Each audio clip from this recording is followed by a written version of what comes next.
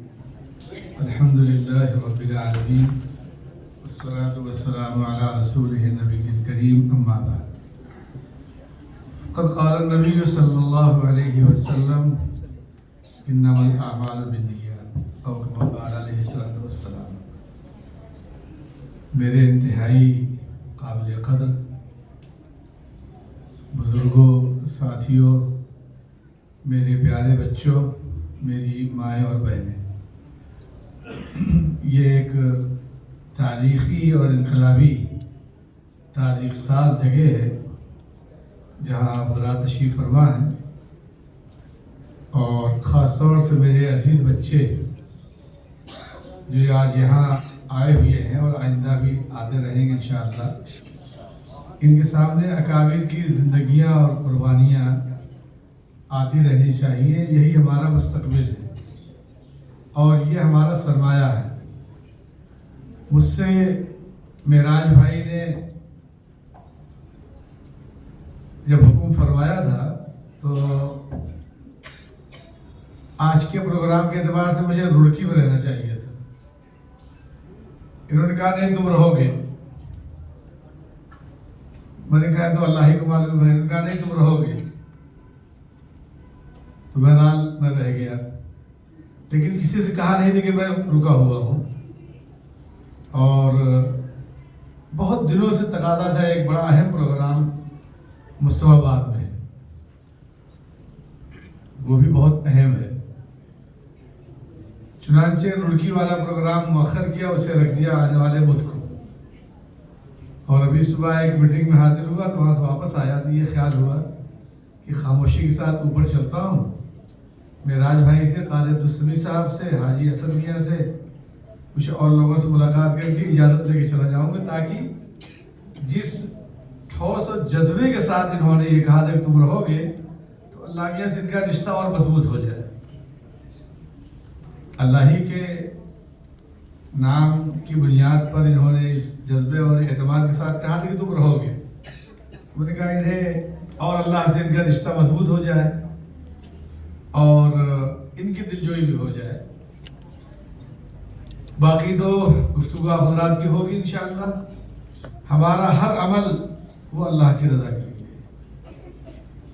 ہم اچھے مبلغ بنیں، اچھے دین کے داعی بنیں اور اچھا داعیانہ کردار ادا کریں.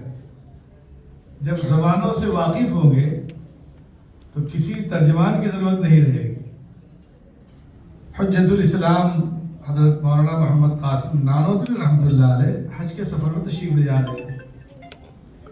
اٹلی کے کیپٹن تھے. ان سے انہیں یہ احساس ہوا کہ یہ کوئی بڑے مولانا صاحب ہیں. حالانکہ حضرت کی عمر کوئی زیادہ نہیں تھی، 49 سال کی عمر میں انتقال ہو گیا تھا، لیکن انہیں محسوس ہوا کہ کوئی ساتھ بڑا آدمی چل رہا ہے.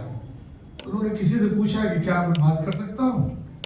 کہ ہاں بالکل بالکل بات کر سکتے ہیں. حضرت سے ان کی گفتگو شروع ہوئی جہاز میں. یہ طے ہوا کہ واپسی میں دیوبند آئیں گے اور ملاقات کریں گے. بہرحال آئے نہیں آئے تو معلوم نہیں، لیکن حضرت نے آنے کے بعد یہ طے کیا اور دیگر ایسے اداروں سے جیسے علی گڑھ خاص طور سے دونوں جگہوں کے بچوں کے ایک دوسرے سے جوڑا جائے گا. اور اس زمانے میں مولانا مناظر حسن گیلانی رحمۃ اللہ علیہ جو تاریخ دارالعلوم دیوبند میں روداد دارالعلوم میں جو ذکر کیا وہ فرماتے ہیں کہ 15 روپیہ ماہانہ وظیفہ متعین کیا گیا. اس زمانے کا اور آج کا حساب آپ لگا لیں تو 15 روپیہ کتنا قیمتی رہا ہو. پھر حضرت شیخ الہند رحمۃ اللہ علیہ جب مالٹا سے واپس ہوئے ہیں، وہ دارالعلوم دیوبند کے اولین لوگوں میں سے ہیں، پہلے شاگرد ہیں. تو آج جو جامع ملیہ آپ دیکھ رہے ہیں علی گڑھ میں، اس کی بنیاد حضرت نے علی گڑھ میں رکھی تھی. اس وقت یہ دہلی میں ہے. تو اس کی بنیاد حضرت شیخ الہند مولانا محمود حسن صاحب دیوبندی رحمۃ اللہ علیہ جو دارالعلوم دیوبند کے پہلے شاگرد ملا محمود کے شاگرد ہیں، وہ پہلے استاد تھے. حضرت نے مالٹا سے واپسی کے بعد اس کی بنیاد رکھی. اور وہ خطبات بھی آپ دیکھ سکتے ہیں، بہت قیمتی ہیں حضرت کے وہ کلمات جو گفتگو فرمائی تھی. بہرحال بہت مبارک ہو.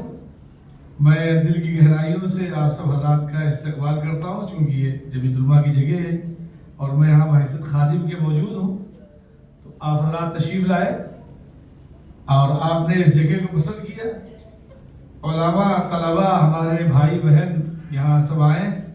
ہمارا آپ کا رشتہ اور مضبوط ہونا چاہیے.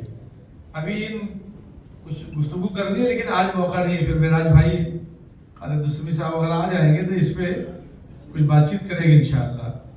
آج تو میں ان بچوں کو اور آپ سب حضرات کو لیکن ایک گزارش کرنا چاہتا ہوں، علم کے ساتھ ساتھ بچوں کی صحت کا بھی خیال رکھنا ہے. اور آپ سب حضرات کو بھی صحت اگر ہے تو سب کچھ ہے. تعلیم کے ساتھ ساتھ صحت بہت ضروری ہے. اور مدارس میں تو نظام بنا ہوا ہے، اوقات متعین ہیں، تو صحت کے لیے بھی 1 گھنٹہ وقت نکال لینا چاہیے.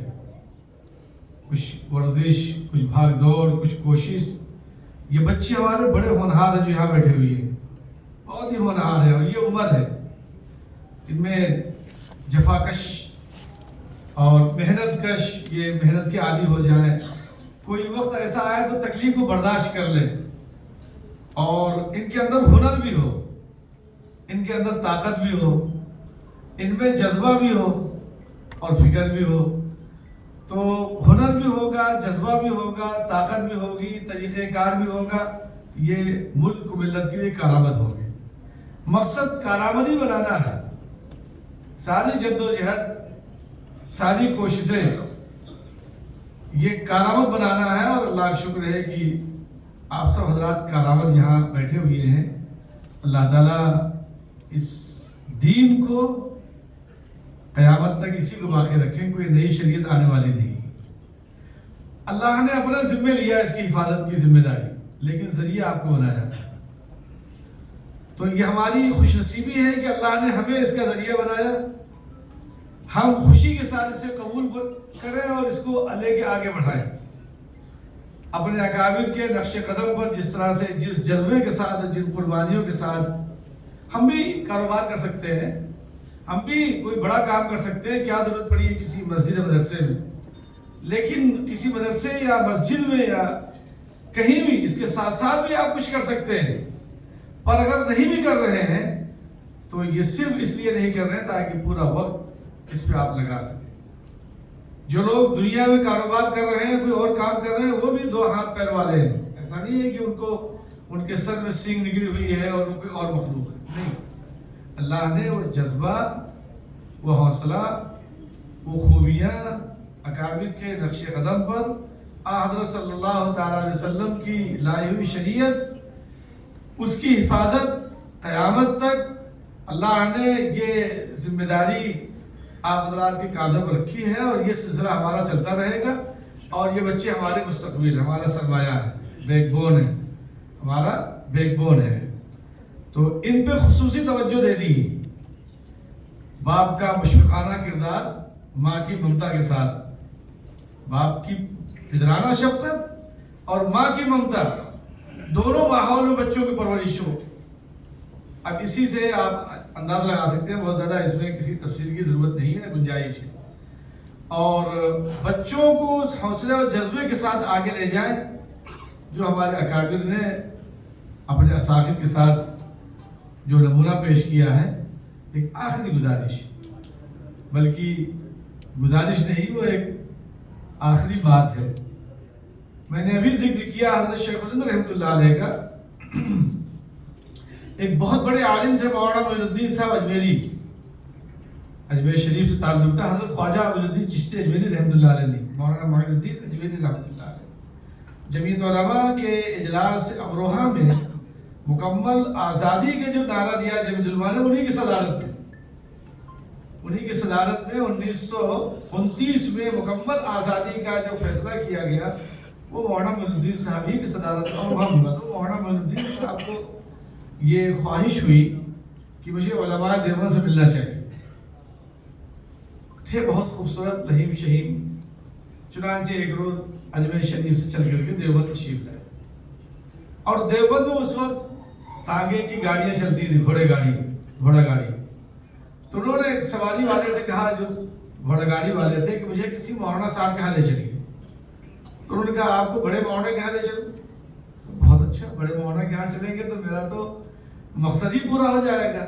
چنانچہ انہوں نے سواری آستان شیخ الہند کی طرف موڑ دی اور وہاں پہنچ کر کے دیکھا کہ ایک بڑے میاں چارپائی پہ لیٹے ہوئے. انہیں اشارہ کیا اور بتلایا کہ اجمیر شریف سے مولانا معین الدین اجمیری تشریف لائے, بڑے مولانا سے ان کو ملنا ہے, بڑے مولانا کو آپ اطلاع کر دیجیے.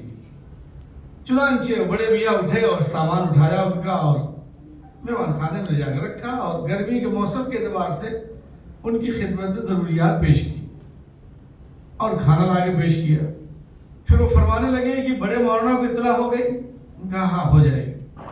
تھوڑا ان میں جھجھلاہٹ پیدا ہوئی کہ بار بار گھر میں آ بھی رہے, جا بھی رہے اور ہر چیز کو پیش بھی کر رہے ہیں. پنکھا, گرمی کا موسم ہے تو پنکھا بھی چل رہے ہیں, لیکن ابھی تک انہوں نے بڑے مولانا کو اطلاع نہیں دی. تو جھجلا کے کہنے لگے بھائی آپ نے مولانا کو اطلاع دی؟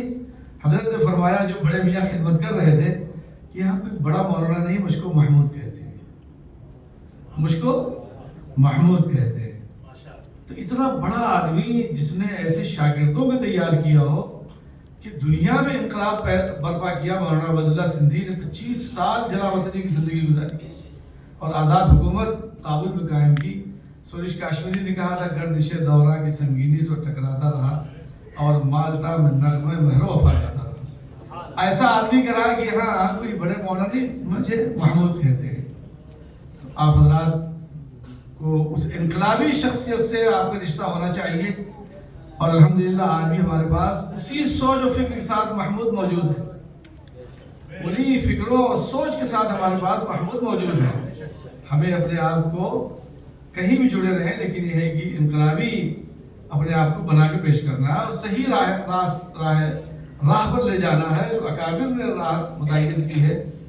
امید ہے کہ انشاءاللہ آج کا یہ بامقصد پروگرام میں پھر مبارکباد دیتا ہوں معراج بھائی کو, ان کی پوری ٹیم کو, پسماندہ فاؤنڈیشن کی طرف سے. اللہ تعالیٰ انہیں جزائے خیر عطا فرمائے, حوصلہ بخشے. میں حاضر ہوا, یہ میرے لیے سعادت کی بات ہے.